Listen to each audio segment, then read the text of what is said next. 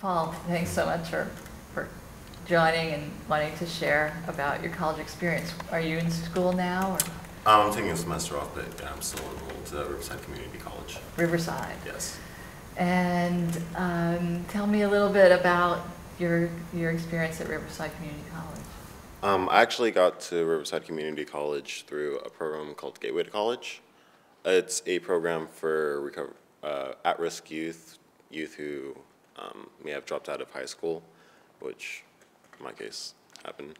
And through them, I have been able to complete 54 units that the Bill and Melinda Gates Foundation has paid for, books, tuition, everything.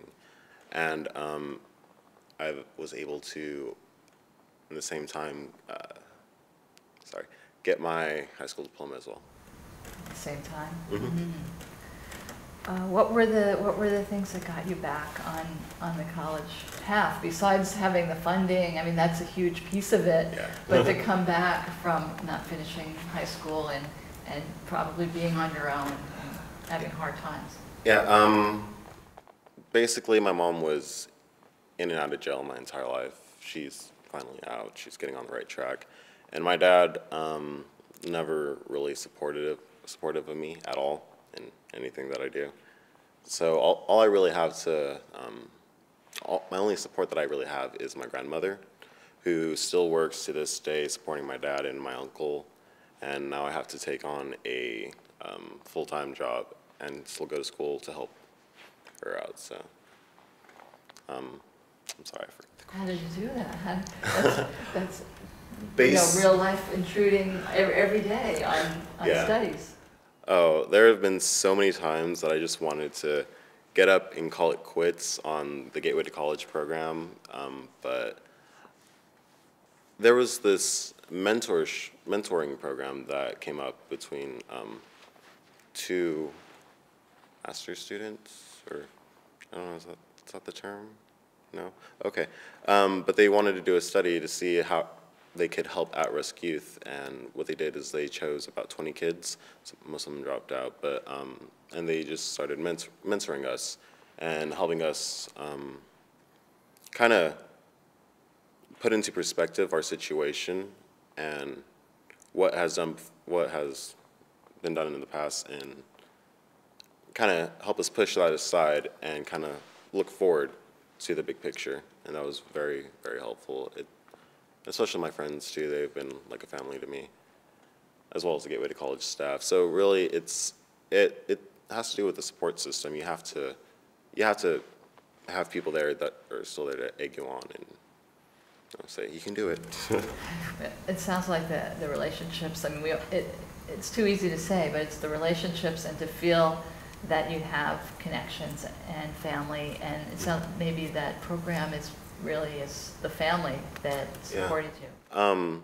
Yeah, pretty much. The Gateway to College has helped me out so much. They've helped me. I worked with them for a while. I got to get a feel on what I want to actually be when I finish college, which would be a teacher, since I got to help out in the classroom. And I love connecting with kids, especially people who may have a similar background that I do. So I think. And the mentoring program, everyone from the mentoring program who stayed has completed, and there's one more who will be graduating next semester. So definitely the sports systems mentoring program helped me out. Well, you're already a success story to come from not finishing high school to being a student leader. What do you tell other students when they're not sure that college is the answer? If they're not sure that college is the answer, college might not necessarily be the answer for most people. Some go into the military, some may just choose different paths.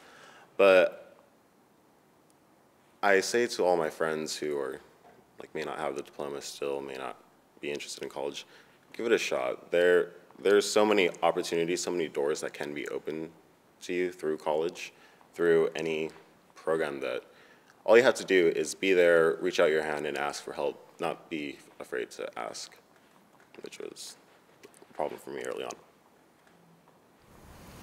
Are there other things that you would change that you don't see yet at Riverside, or part of the college experience that would make it even more supportive?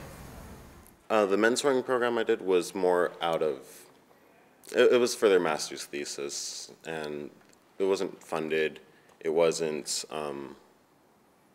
yeah, it wasn't funded, and they couldn't continue it for the next generation of Gateway to College students. But if they could implement some kind of mentoring program, maybe be it peer-to-peer or just somebody older, more experienced, who like has a feel or can help you out, will just be willing to listen. Support is the main thing that most students are missing, and that's the reason for the dropout rates, because there's no one there to like say, it's okay, you can do this, you can get through this. And to believe in you. Yeah, exactly. Mm-hmm. And what about the financial side? Will that financial support continue as you go into your four-year program? No, not from the Gateway to College program. I finally completed, and I'm very happy. All I have to do is take 6 more units to get my AA. But I've connected with a lot of people in the financial aid office over at RCC, especially this one worker, Nicole, and she's been such a great help to me. She helped me figure out I can receive a Chafee grant, which is an extra $5,000 a year, so that helps out a lot. And well, I just got a job, so hopefully that'll help me out. I'm getting good hours. The financial aid system could be a little bit more helpful, a little bit more informed to help students like figure out what is there, what do you need, everything like that. Someone there to ask questions, and or someone there who's able to answer questions for all the students, because I get a lot of students, my friends actually, coming to me who are just enrolling, who don't know nothing about FAFSA or grants or anything like that. So they've been coming to me, and there should be a specialist for that. Yeah, great suggestion. And besides the supports in college, I'm just wondering now how the K-12 system can be more supportive and prevent students being dropping out or being pushed out of the system that might either have hardships or just get lost along the way. So other things that could happen before, in high school. Better preparation for the counselors. That was a big problem with me. I try to go to counselors from my problems and maybe to see if they help me out. None of which really helps. I mean, I got CPS called on because of what I've said, which I guess that is what they're supposed to do in case of a certain situation. But I don't feel like they're prepared enough to like take on some situations that they just don't know how to handle. I don't know. Getting good counseling in high school. Good counseling in high school. Stopped put in like a bullying program, because I faced a lot of that in high school. Yeah, I think that the K through 12 system just needs to be a little bit more aware of what actually happens in a student's life and be better prepared to help them out. How would you define college ready now that you're on the other side of it? Honestly, before I took a year off from high school, before I got into Gateway, I didn't even know it was possible, to be honest, until I had a friend who actually told me about the Gateway to College program.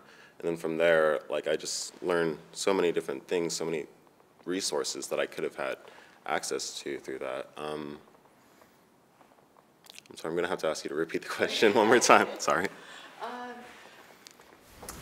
Well, there's college ready is a big issue, and it seems like it's almost like we need a change in the whole culture for students to think that they're college material, that they're college minded, they're college going while they're in high school. I'm just wondering if there's something that K-12 system could do that it's not doing to support students in thinking about going to college earlier. Make them aware of all their options, like Avid oh, I'm just guessing it's not just in Southern California, but Avid is very helpful. I've had a lot of friends who transferred right after high school to go into college. I guess teach them self-confidence. It has a lot to do with self-esteem, and maybe some stuff that happened in the past may close up somebody's mind and not think of anything outside of their world. Like what's happening right now with anybody may just be all that they see, and they can't get past all the fog.